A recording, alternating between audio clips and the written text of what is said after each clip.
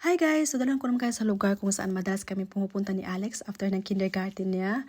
So dito sa Germany guys, ang library is very accessible para sa lahat. So madalas kami pumupunta ni Alex sa library after ng kindergarten niya. So dito sa Germany, pag may city na 25,000 and above, yung resident team, may chance talaga na may library. So kung nagtaka kayo kung bakit mga Germans karamihan sa kanila knowledgeable, because they grew up with books. Accessible sa kanila talaga yung books dito guys. Kaya pag nagpunta ka sa bayan na isang Germans, hindi talaga maiwasan na marami silang books. So dito sa Germany guys, ang library ay libre sila sa mga bata hanggang 18 years old. Sa adult naman dito sa lugar namin, magbabayad ka lang ng 16 euro per year. Unlimited niya, pwede kang humiram ng books as much as you like, CDs, board game. Pwede mo silang hiramin until 4 weeks. So, yun dito. So, yun ang napili ni Alex na books, guys. Frostgeschwister.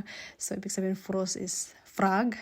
So, mahilig sa Alex talaga sa books. So, maraming choices dito, guys. Yan yung mga books from bata na hindi pa alam mo yung bata na hindi pa nakapagbasa, or sa primary, or kahit sa mga adult. Kung mga library siya para sa lahat talaga. So, ayan, board game yan. So, ito para sa mga bata. So, ito guys, may mga CDs. Tapos, ayan, toilet. Isushow ko sa inyo yung toilet nila later on. Tapos, yan, CDs. Tapos, may iba't ibang tema din. Tapos, ito, Sprache, integration. So, iba-ibang language, guys. Kung gusto mo mag-aral ng Germans, yan. Yung Pons, meron ako niyan.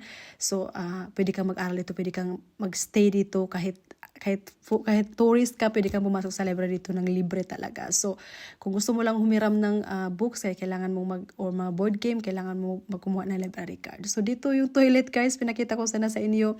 Yan, speaking of that, libre yung diaper, libre yung napkin dyan. So, yun, may sabon, kaya very friendly yung environment niya. Napakalinis. Meron ding para sa yan, sa mga sa bata. Tapos, yun, si Alex, guys, gusto niya yung umuwi. So, may nakuha kami na 2 books na gustong-gusto niya dalhin. Hiniram ko siya ng 4 weeks. So, ayan, guys, yung scooter ni Alex. So, yun, pauwi na kami. Tapos, yan, dito na kami sa bandang lugar namin. Medyo makulimlim na. Kaya, yun lang, guys. Napaka-accessible ito. Kaya maganda magpalaki dito ng bata. Yun nga lang, ikaw lahat mag-alaga kasi hindi uso ang nani sa kanila. So, God bless!